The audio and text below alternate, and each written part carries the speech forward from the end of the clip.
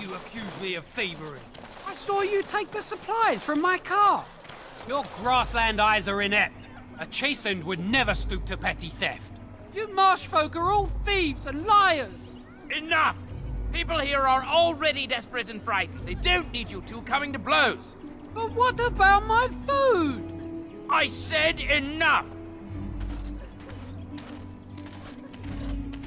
These darkspawn corrupt the earth. The air turns to blackness. Even if they are defeated, can we ever return home? We fought the darkspawn in the wilds, but we never had a chance.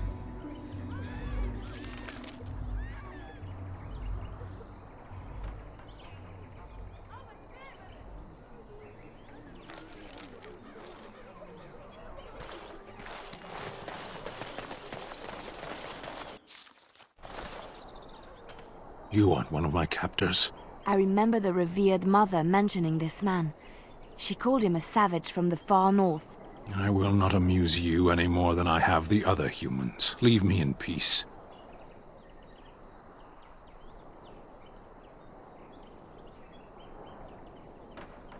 I'm in a cage, am I not? I've been placed here by the Chantry. The revered mother said he slaughtered an entire family, even the children. It is as she says. I am Sten of the Beresad, the vanguard of the Qunari peoples. If you haven't heard of us, that is your own shortcoming. Though it matters little now, I will die soon enough. This is a proud and powerful creature, trapped as prey for the Darkspawn. If you cannot see a use for him, I suggest releasing him for mercy's sake alone. Mercy? I wouldn't have expected that from you. I would also suggest that Alistair take his place in the cage. Yes, that's what I would have expected. I suggest you leave me to my fate.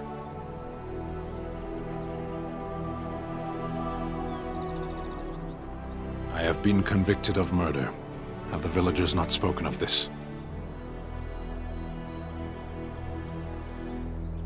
The people of a farm hold 8 humans, in addition to the children. Are you asking if I feel guilt or if I am responsible for the deed? However I feel, whatever I've done, my life is forfeit now. Either you have an enviable memory or a pitiable life to know nothing of regret.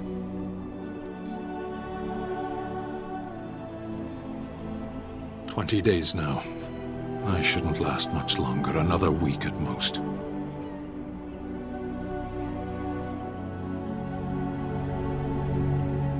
Compared to your kind, maybe. There is no difficulty in capturing prey that surrenders. I waited for several days until the knights arrived. Because I wished to. Death will be my atonement. I would prefer to die in battle, but my choices have been made.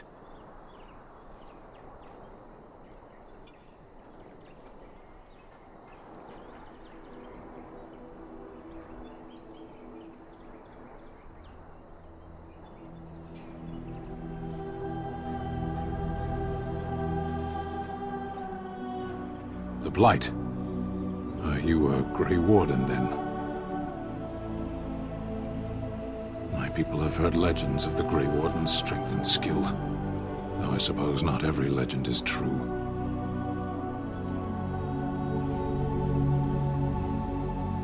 Perhaps if you told her the Grey Wardens need my assistance, it seems as likely to bring my death as waiting here. Farewell, then. To be left here to starve? Or to be taken by the Darkspawn? No one deserves that. Not even a murderer.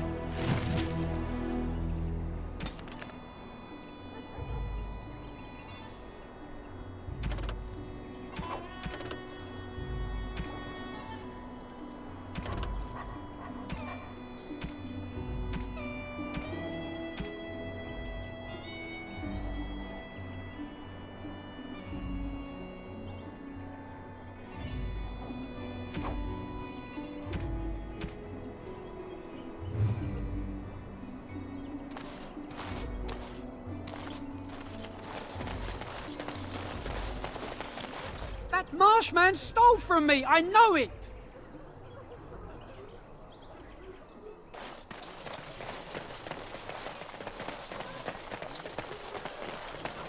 Got a cousin in the Templars. He says the mages in the tower out on Lake Callanhad are all turning into demons. They always say that, though. Well, this time it's true. They're not sure what to do about it yet, he says. What's to do? I thought you killed them. Easier said than done. Mages pick a fine time to go turning into demons, I tell you.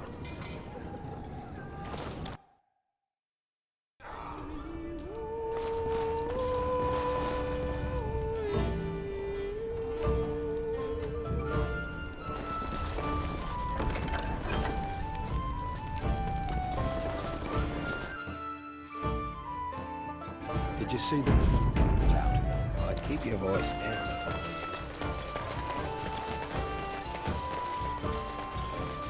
So, let me get this straight. You were a cloistered sister? You must have been a brother before you became a Templar, no? I never actually became a Templar. I was recruited into the Grey Wardens before I took my final vows. Do you ever regret leaving the Chantry? No, never. Do you? Yes. You may not believe it, but I found peace there. The kind of peace I've never known. It used to get so quiet at the monastery that I would start screaming until one of the brothers came running. I would tell them that I was just checking. Oh, you never know, right? No, I never did anything like that. I enjoyed the quiet. Suit yourself. The look on their face was always priceless.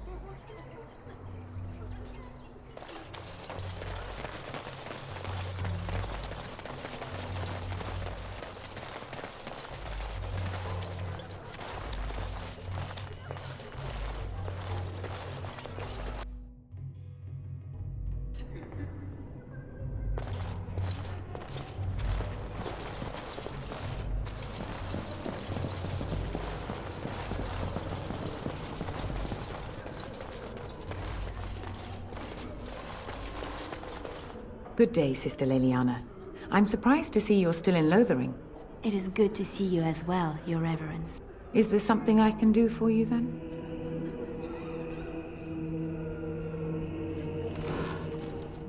It might have been kinder to execute him, but I leave his fate to the Maker. Why does he interest you?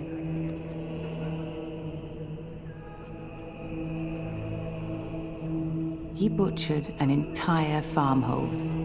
Only one of the youngest hid long enough to survive. The child said his father had found the Qunari gravely wounded and took him in. That kindness was repaid with murder.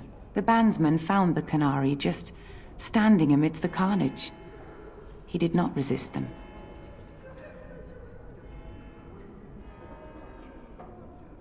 He confessed quite readily, but would give no reason for the crime.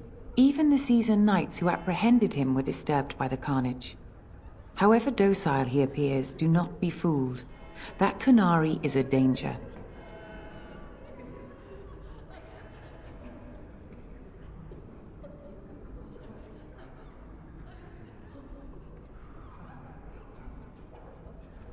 The Maker demands justice, regardless of his race. Then his next victims might count you and me as their murderers.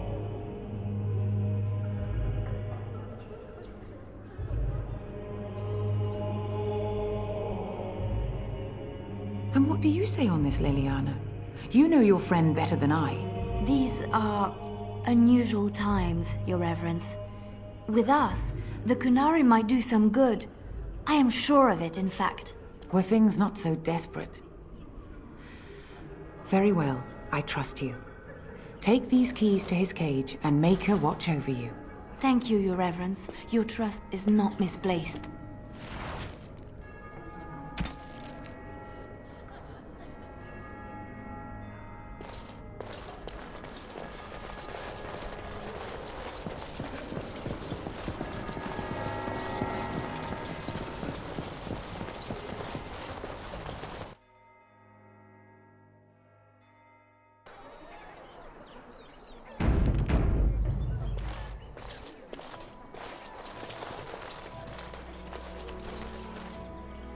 What do you need?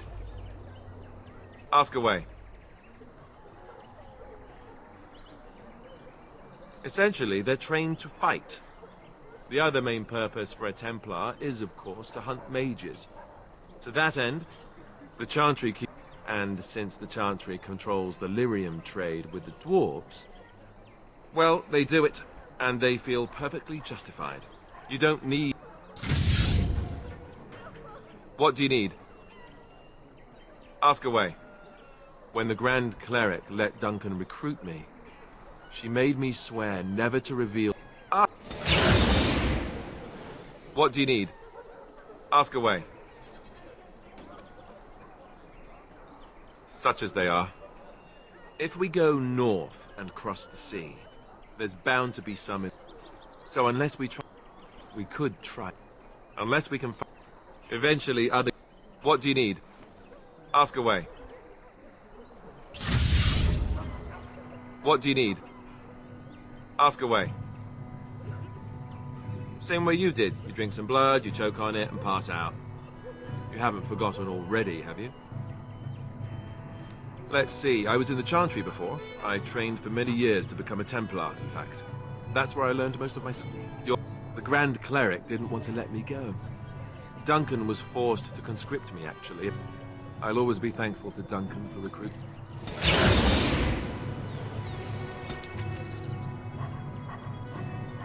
What do you need?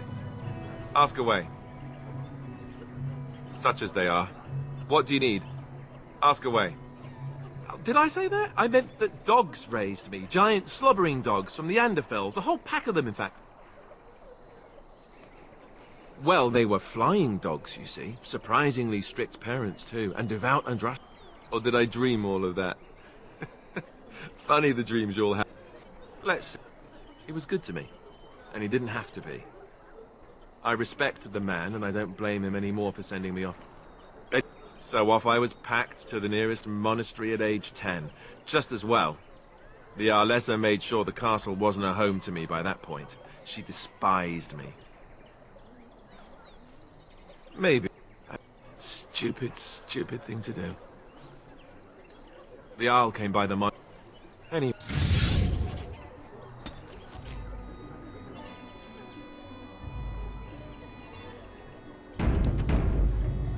What do you need? Ask away. Have you seen the uniform? It's not only stylish, but well made. I'm a sucker for good tailoring.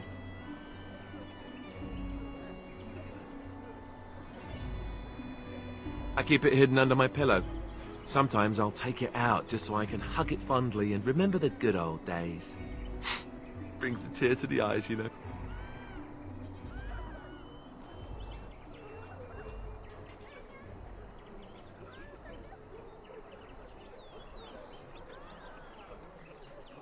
Oh, sure. They said that all the self-flagellation would be unpleasant, but you know what they say, one man's pain. You don't really want to know about my being a Templar, do you? It's really quite boring.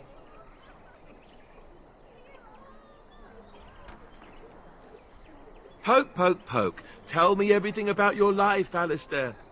All right, if you insist. It's not like we have anything better to do, right? The truth of the matter is that I did hate going to the monastery. The initiates from poor families thought I put on airs, while the noble ones called me a bastard and ignored me. I felt like Al Eamon had cast me off, unwanted, and I was determined to be bitter. But I took some solace in the training itself, I guess. I was actually quite good at it.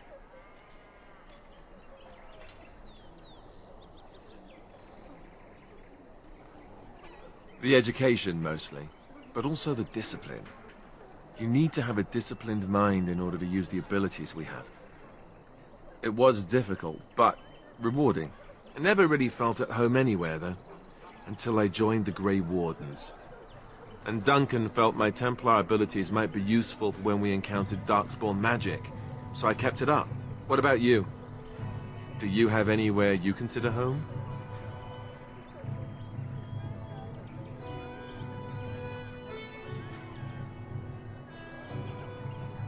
Right. Stupid of me to ask. I'm sorry.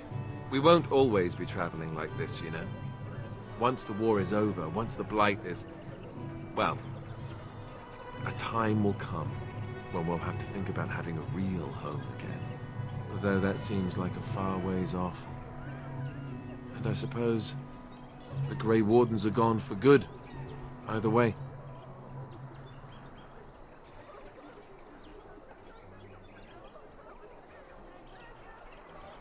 I suppose you're right. We can create new Grey Wardens, but we'll never get back those we lost. I wonder if it would ever feel the same. Anyhow, now I've sidetracked us. We'd better get back to what we're supposed to be doing right now.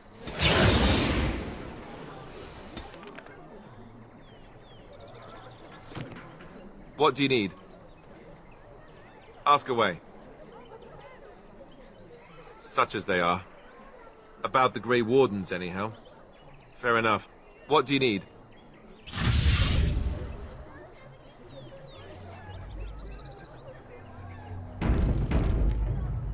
Yes? Lothering? I think it started as a settlement by the river, and then grew when it became the place where two roads met. There are always people in Lothering, but many are just passing through. Yes? Well, here I am. I knew this would come up sooner or later. I don't know how to explain, but I had a dream. In it, there was an impenetrable darkness. It was so dense, so real. And there was a noise, a terrible, ungodly noise. I stood on a peak and watched as the darkness consumed everything. And when the storm swallowed the last of the sun's light, I fell, and the darkness drew me in.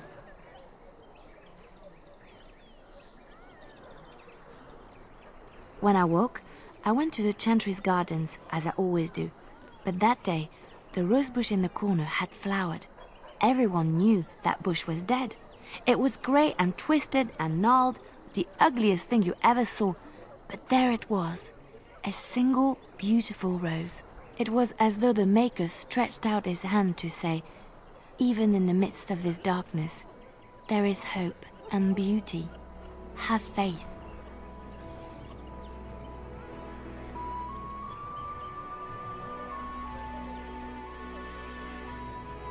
In my dream, I fell, or maybe I jumped. I'd do anything to stop the Blight. I know that we can do it. There are so many good things in the Maker's world. How can I sit by while the Blight devours everything?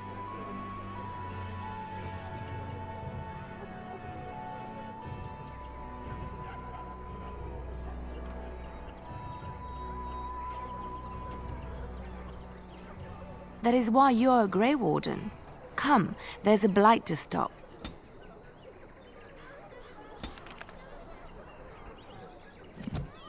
Yes?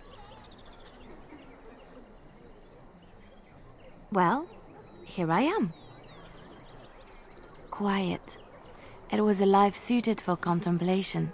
In the cloister, away from the fuss and the flurry of the cities, I found peace. And in that stillness, I could hear the Maker. But it was not perfect. Some of my Chantry fellows were condescending. That is the nature of religious folk, I suppose.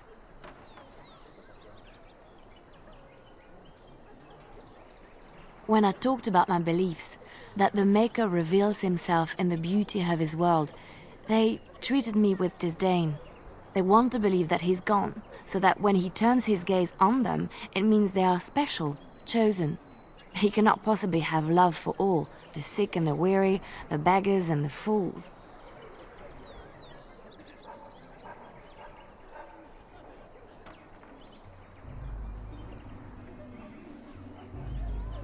What can I say to them? What they believe is what the Chantry says, and the Chantry is infallible, yes? Maybe I am wrong. But it is the Maker's place to decide if I am worthy, not men, not the Chantry. But there is work to be done, and I have talked enough for now. Yes? Well, here I am.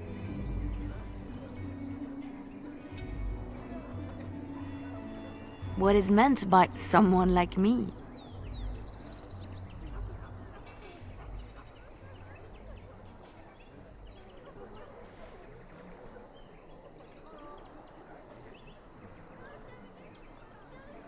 Did you think I was always a cloistered sister? The Chantry provides succor and safe harbor to all who seek it. I chose to stay and become affirmed. I was a traveling minstrel in Orlais. Tales and songs were my life. I performed, and they rewarded me with applause and coin. And my skill in battle? Well, you pick up different skills when you travel, yes? Yes, of course. Let's move on. Yes? Well, here I am. Of course I do. I love stories far too much to keep them to myself. Everyone should be able to benefit from them, I think. Chantry law says it is man's pride that created the Darkspawn. In ages past, the mages of the Tevinder Imperium ruled much of the world we know. In their pride, they thought their magics invincible and imagined that they were greater than the Maker himself. So thinking, they invaded his golden city, planning to take it for themselves and depose their own creator. But they were impure and full of sin. And it is with the sin that they tainted the golden city, corrupting it forever. The Maker cursed them and cast them from his sight. Wherever they went, they spread the taint of their sin. Any land that was touched by the taint became blighted and would suffer no life. Instead, the Darkspawn arose to torment us and remind us of our hubris. Of course, Orlesians enjoy telling stories. I shall tell you my favorite tale of Aveline, the Knight of Orlais. A long time ago, a girl child was born to a farmer. He had hoped for a son, not a daughter, and so he told his wife to abandon the child in the woods. Before the cold could claim her, the baby was found by a tribe of Dalish elves who took pity on the poor mewling thing and raised her as their own. Aveline, for that is what they called her, grew strong and quick and clever under the guidance of the elves.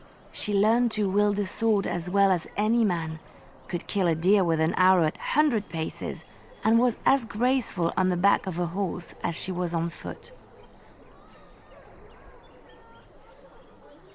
Aveline's Dalish guardians saw that she could easily best any Orlesian chevalier in battle, and wanted to show the cruel humans the child they had left to die. They bestowed upon her a fine horse and armor, and sent her to prove herself to her people in the grand tourney. Now in those days, no woman was allowed to take up arms, let alone compete in the grand tourney, but Aveline kept her helmet on and was not discovered.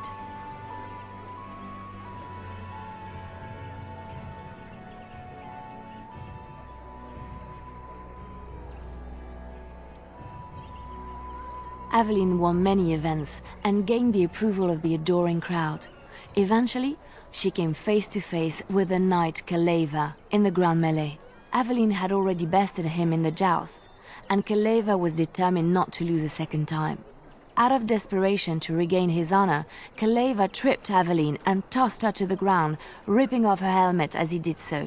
Silence fell upon the arena as Aveline was revealed. Kaleva declared the previous competitions invalid. A woman had taken part, and this was not allowed. But the crowd cheered for Aveline. Kaleva was furious, for he had lost to a woman and was now being shamed. Blinded by his rage, he forced Aveline to her knees. "Know your place, woman," cried he, and slit her throat.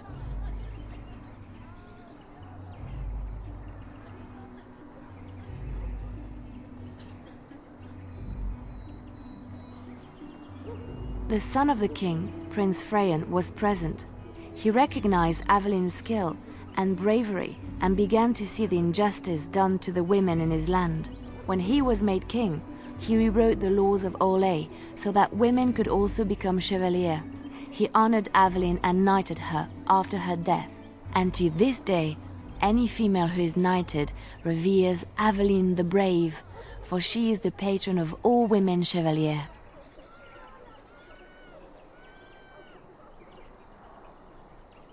I know one, told to me by my mother a long time ago. It always chilled me to the bone. Maybe you have heard of Flemeth?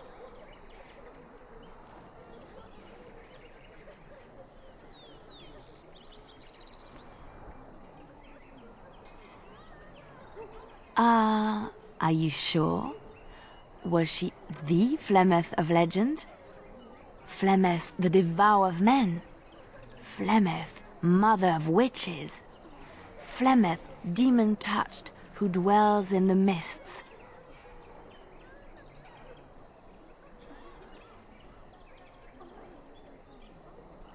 Ferelden mothers scare their daughters with talk of Flemeth.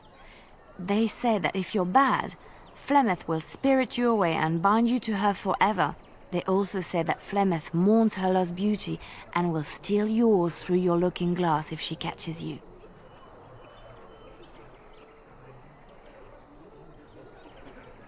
Flemeth's beauty was known throughout the land. She had hair like unto a moonless night, skin as pale as winter's first snow, and eyes as beautiful and perilous as the sea. When she came of age, she came to the attention of the Lord of Highever, Baugh, and he took her for his wife. Baugh soon learned that his young bride had the gift of magic. He kept this a secret, for he feared that she would be taken from him.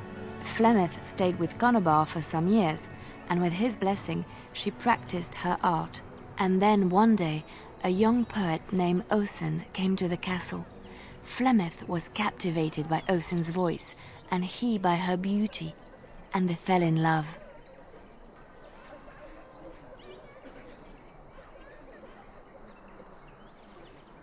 Flemeth longed to be with her true love, and she and Osen fled from Baugh's lands, seeking refuge in the Qunari wilds with the Chasing tribes. They lived there happily for many a year, till the day Flemeth received news that Baugh was dying and longed to see her face one last time. Flemeth's heart swelled with pity for the man who once was her husband, and begged Osen to return to Baugh's side with her. But when Flemeth and Osen entered Highever, they were captured by Baugh's men, and Osen was slain in front of Flemeth's eyes. Flemeth was imprisoned in the highest tower of the castle, there to await Baugh's judgment on her. Distraught at the loss of her love, Flemeth plotted revenge against her husband. She summoned a fey demon, intending for it to wreak vengeance on Baugh. But a spell went awry. The demon possessed Flemeth.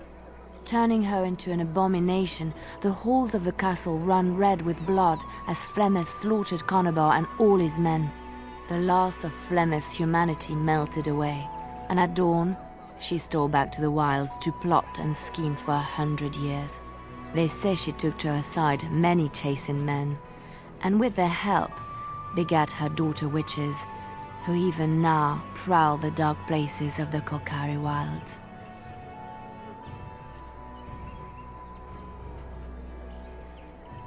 Which one? I have heard a little about how the elves gained their freedom from the Tevinter Imperium. When Andraste began her exalted march against the Imperium, the elves joined her cause to fight their masters. The great elven leader, Chanter, born in captivity, rose up to lead his people. He foresaw a future where the elves were free. Chanter was killed when Andraste was betrayed, but the elves continued to fight, eventually breaking free of the Imperium. The elves claimed the dales in the south and settled there in the land of their own.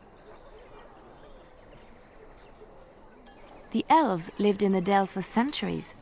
They resurrected the worship of the elven gods and would allow the building of no Chantry. This angered the Chantry, and the hostility between the two factions finally broke out in open war. The Chantry says the elves struck first, but I do not know whether to believe it.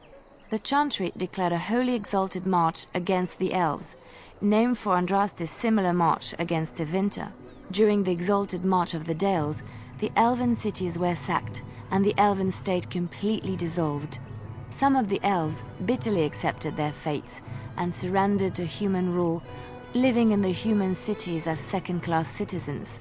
But others, still fiercely proud of their heritage, refused to bow to the humans. and instead became homeless wanderers. They were the elves of the Dales, the Dalish. Andraste was the Maker's chosen. The Maker had long since abandoned the world when the sound of her singing turned his ear. Beauty, grace, and wisdom enraptured him, and he offered to take her from this flawed world to become his divine bride. But Andraste had an earthly husband and would not forsake him. Instead, she beseeched the Maker to return to his people once more. So earnest was her plea that the Maker was moved, and promised that he would create a paradise on earth if all abandoned their false gods and turned once more to him. And this is why Andraste began her exalted march on the idolaters of the Tevinter Imperium. The Maker granted her his powers with which to smite her enemies. Andraste brought the Imperium to its knees, and her victories converted many to the worship of the Maker. Alas, it was the frailties of men that betrayed and killed Andraste. Her earthly husband, Maferath, a chieftain of the Alamari tribes himself, grew jealous as his wife's popularity and influence overshadowed his own. She was also revered as the Maker's betrothed, and Maferath began to see their own bond waning in significance as Andraste became ever more devoted to the Maker.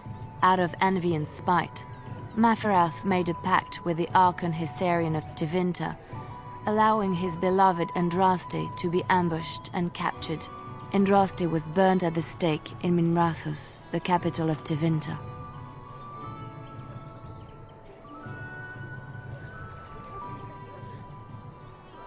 The Tevinter Chantry claims that in Andraste's last moments, Hysarian's heart softened, and he heard the voice of the Maker telling him to end her suffering. He plunged his sword into her heart, and as her blood washed over his hands, he became one of the faithful.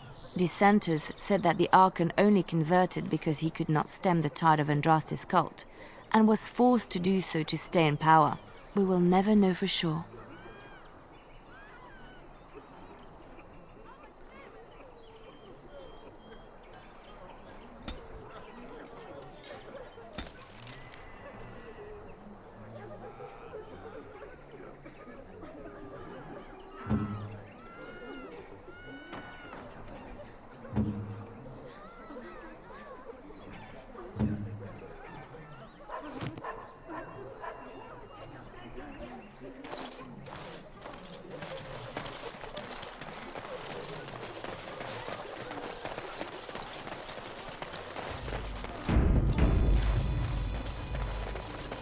They say your mother is Flemeth, a witch of the Qunari wilds.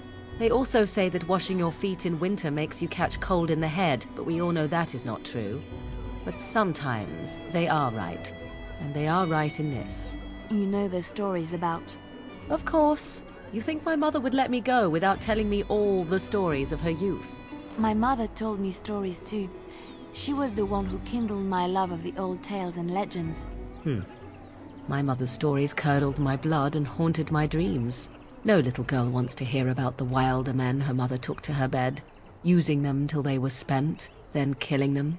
No little girl wants to be told that this is also expected of her once she comes of age. I see.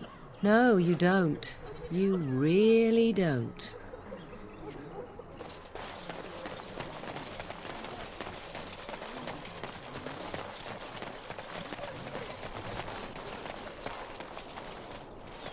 You wish something more of me?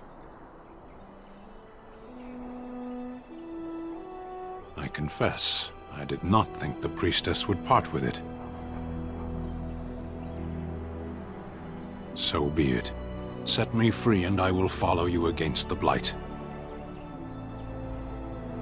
I have spent my life in the vanguard. I know war, and your lands need all the help they can get. And so it is done. I will follow you into battle.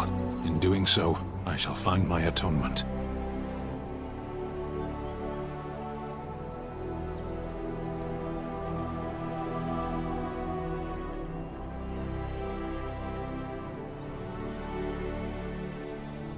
Then I will find it myself. May we proceed? I am eager to be elsewhere.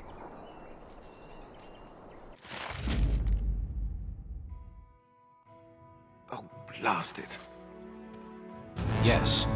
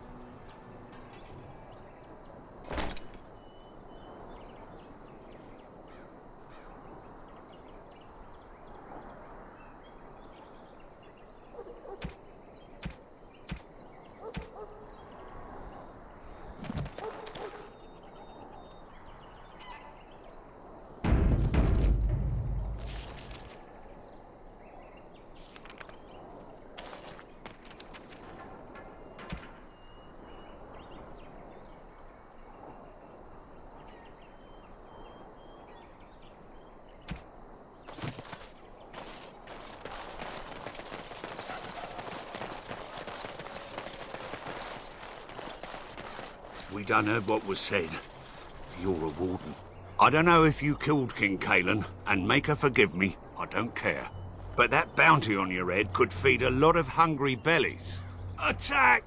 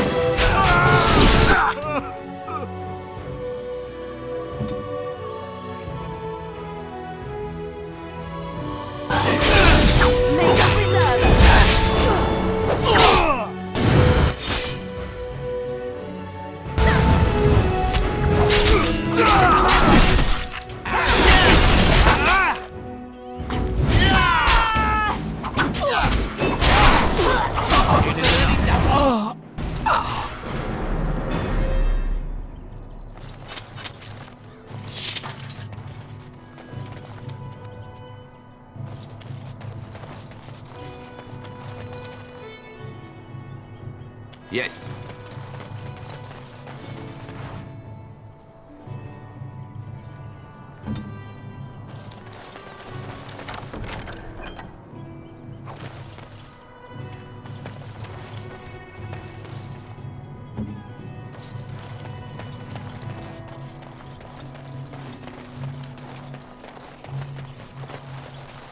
Are we done with this place? It may not be here later should we leave now.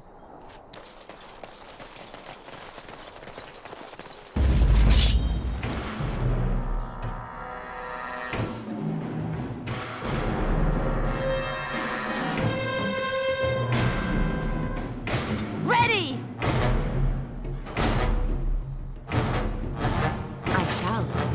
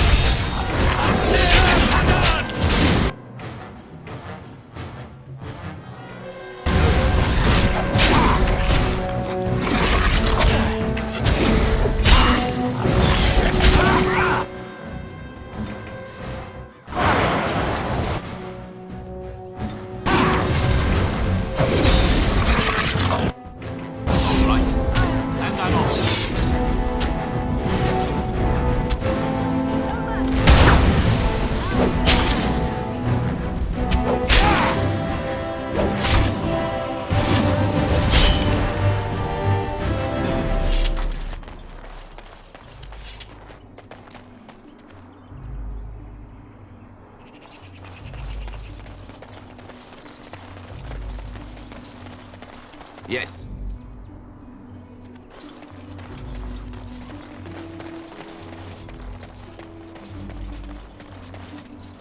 Huh.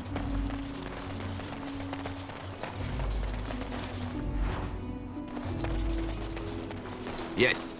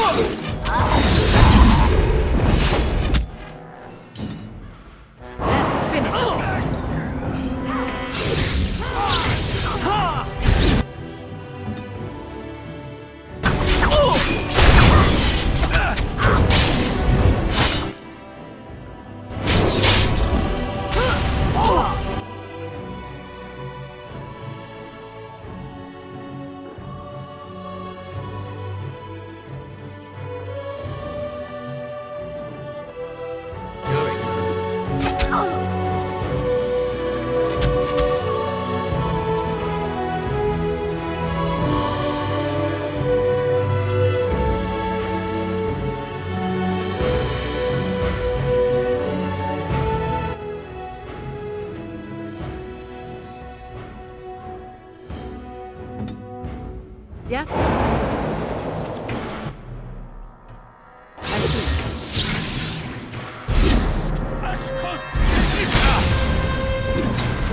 It is done.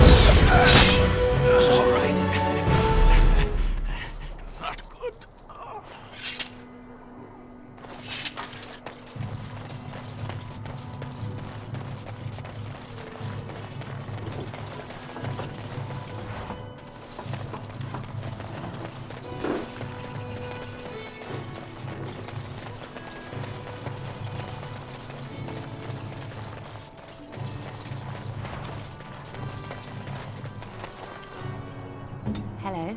On my way. Yes, I'm still here.